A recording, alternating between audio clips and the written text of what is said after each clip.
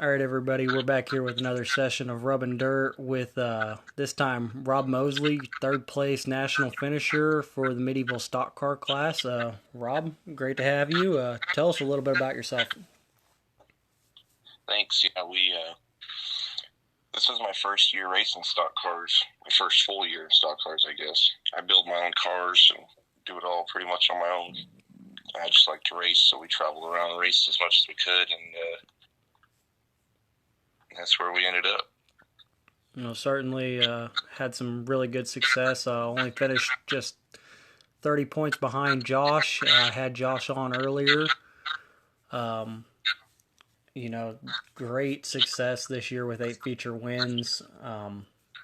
But my first question for you is why, out of all the classes out there, did you choose medieval stock car? That's the hardest class to win in. So you wanted the Modified, the best challenge. money will get you pretty far in those classes, and if you have the most money, you're going to win. In a stock car, you could have the most money, and they're all so equal that it's still so hard to win in. So I think they're the most competitive class. All right. Now, certainly, I know there could be a lot of different people that disagree that listen to this podcast, and a lot of people that agree with you. That's the best thing about racing is everybody's got our own opinions on everything. So, my next question for you is, how did you get into dirt track racing to begin with? So my dad raced, and then they closed our local track down when I was a kid. So I raced dirt bikes, and then my stepdad raced kind of all over. So I started going with him, and then that was it. I was in after that. All right.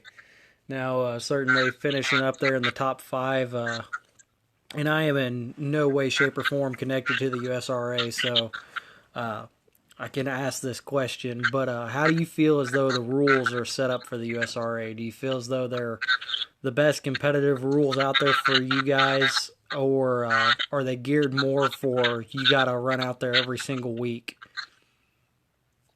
As far as the points go? Yes. I kind of like their points deal. I like how they take your best 20 because there's no way you can have, like, some people race 60, 70 shows, and there's no way you can have 60 or 70 perfect nights. So if you race that many times, the odds of having 20 good nights are pretty good. So I like the way they do it. Of course, that's how I think a lot of people are viewing it now. I did get to watch a little bit about the USRA Nationals down there at Lucas Oil Speedway. Did you get a chance to go down there? Yeah, I was there. We made it into the main out of the heat races. I didn't have to run a B or nothing all week long. So we started 10th in the big show and broke the rear end on like lap 4, so I didn't finish. That's unfortunate, but you did get to race against a couple of those other fellow national drivers that finished up in the top 5 with you.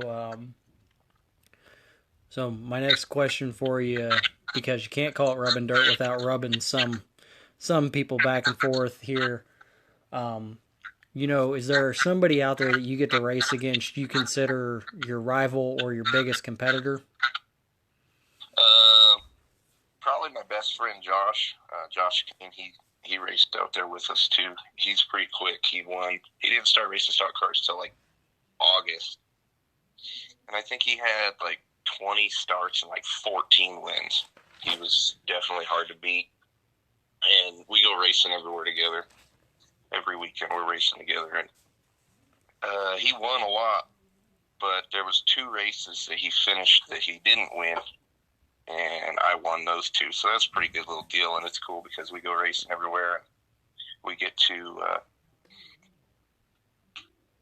like bounce ideas off each other and stuff, and try stuff. We just have a good time. But he's definitely the fastest guy around here, if you ask me. And he keeps me digging to be faster. So is there a hope to continue to try to beat him going in next year finish a little higher than him? Yeah, we're just going to keep racing like we do now, every weekend, different places, and we'll see how it ends up. I beat him a couple times, but he beat me more. So Well, certainly not a bad duo. You guys both finished kind of up there, so again, speaks to the volumes of helping your fellow competitors race better because they're racing you harder. Now, moving on to our next section of questions is, do you have a favorite track, and if so, why is that track your favorite? no, I guess I don't really have a favorite track because I race too many places.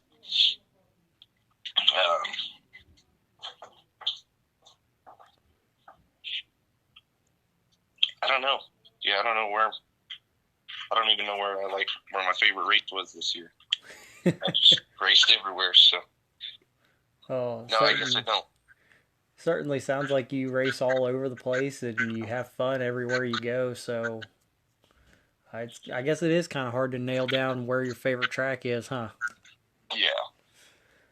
Um, Now, moving away from our tracks and looking at that, who out there is possibly some of your biggest supporters for your racing throughout the year? My biggest supporter? Yes. My wife. She goes with me everywhere we go. She'll take time off work just so we could go racing. She helps me every which way. When I win, she's right there, and when I suck, she tells me what I did and why I sucked. So she's definitely the biggest one. Now, my question for that is, because it's always funny when people say their wives or their husbands are their biggest supporters. Has there ever been a time you've ordered a part for the car that you didn't tell her about until she saw it and goes, why did you do this? No, see, she ain't ever got mad about that either. I told her one time. So at the beginning of the year, we were struggling a little bit, and I ordered some stuff. I spent like $2,000. She said, "Why are you going to spend that much money?" I said, "Because we're going to win that $300 this weekend." And she didn't argue with me. She just let it happen. So we spent like $3,000 total over the course of 2 weeks trying to just up my program, and we ended up winning quite a few races after that. So it all worked out. I was gonna say, did the cost eventually be beaten out by your profit? No, you will never be up in this sport. So there was never a. I didn't think we were gonna come out on top of that at all. No, but we won, so that was all that mattered. That's all that matters at the end of the day, right? Yeah. Now, looking at next year, are you going to be running the medieval stocks again? Yeah, I probably won't be racing for points necessarily. I'm just going to race next year, everywhere, every weekend, different places. I have a B mod too, so I want to race that a little bit more again. Just bounce back and forth. I'm not points racing for nothing. Now, did you race for the USRA points this year for B mods? No, I focused on the stock car this year. I think I only raced my B mod like 3 times at a local track. That was it. All right, so definitely gonna try to see you around more for both trying to bounce back and forth. I know that's very difficult to do. Yeah, I have a late model ride too that I drive for some people. So hopefully we could race that some more next year too. That sounds great. I'm gonna have to call them back. A track that I called about 2 hours ago is calling me back. Oh shoot. Now, you said your next year you're not going to race for points, so obviously that means you're not going to be trying to topple down the national champion and take the championship away from them. So I can't ask that question, but what I can ask you is if there wasn't any sort of issue out there, time or sponsor or financial wise, is there a car that you would love to run? I think the USMTS deal is pretty cool. If money wasn't an issue, I would definitely want to race the USMTS series because that looks fun. There's somewhere different every week. There's the best level of drivers. There's just that looks just like a fun deal for sure. Oh, definitely. I've tried to keep up a little bit with that. I just haven't gotten into it. I haven't been able to get a hold of any of their drivers either to interview. They're just they're not. I'm not gonna say they're on the bottom of the list. They're just harder to get a hold of. Yeah, yeah, they're definitely busy. That's for sure. Oh, definitely.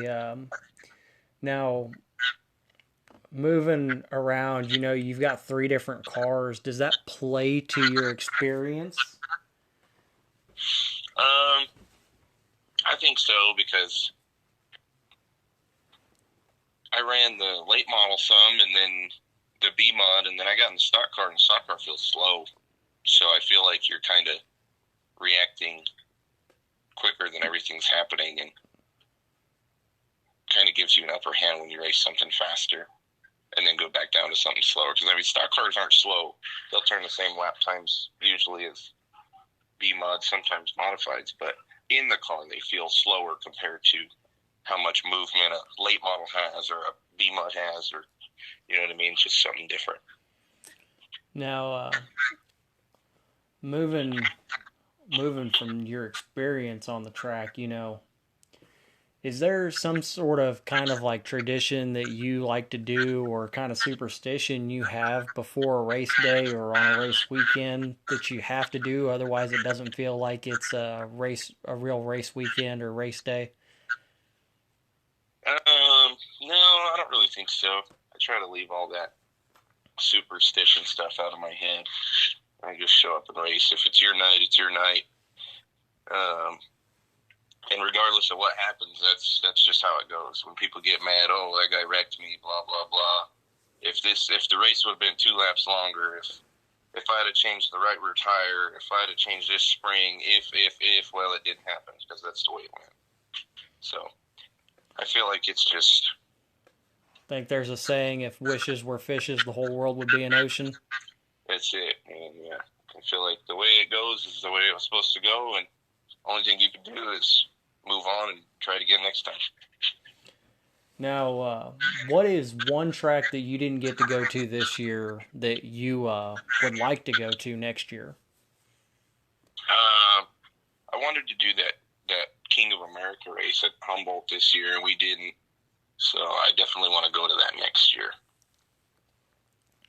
Definitely, I think I talked to Humboldt a little bit earlier today. I think they said something about trying to bring that into a little bit of a bigger field. So, definitely should be interesting and exciting for you if you are able to get down to there. Yeah. Now, yeah, I wanted to go to that. We didn't. So this next year, I definitely want to go to that for sure. Now, my next question for you is it's kind of a little bit of a loaded question because it goes different for everybody, and I don't know if you've been listening to the podcast before to hear this question, but what does racing mean the most to you in your life? What was that? What does racing mean the most to you in your life? What do you mean? As far as when you look at racing, what does it mean to you to have racing involved in your life? If somebody was suddenly said, hey, you're not going to do it anymore, what would that do to you? That wouldn't happen. That's really all I care about. Racing is all I care about. So even if you were old and having a fun life is a lot more important than working yourself to death just to pay your bills and die. So even if you were about 80 years old and gray and 1 foot in the coffin and somebody said, hey, old man, you're not getting in that car, you'd look at them and put on the helmet and get in anyways? Yeah, Yeah, I don't think they're gonna stop me till I'm dead. Just tell them put the steering wheel in the coffin with you, huh? So you can race in heaven. That's it. That certainly is a great way to want to go out. Is doing something you love to do. We couldn't do what we do without fans and without sponsors out here in the world. Is there any kind of sponsor out there that you'd like to say thank you to? Yeah, there's too many people that have made this year happen for me for sure. Um, Stealth Oil Well Services and BD Allen, they were they were huge. Jackson Compaction, Kingpin Racing Development, Hydrostatic Pipe Service, my mom and dad, my wife, Cameron, Josh, Hunter, my whole crew, all these people that have helped me this year. Definitely, if it weren't for them, I would have just got to watch a lot, I guess. Well, I certainly thank you for your time and for you've given us this opportunity to help promote you out there, and hopefully I'm talking to you a little bit more down the road next year about how the season's going for you again. Yeah, cool deal. On behalf of us here at Rub and Dirt, again, thank you for your time. Thank you for driving for us and putting on the amazing shows you have. Don't forget to go check out W Energy, everybody who's listening.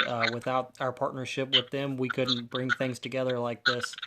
So we can't thank everybody enough who supports us in this podcast and through our YouTube channels and Facebook pages. And certainly, I know we couldn't do it without our local dirt track fans. So thank everybody for tuning in, and I will see everybody next time.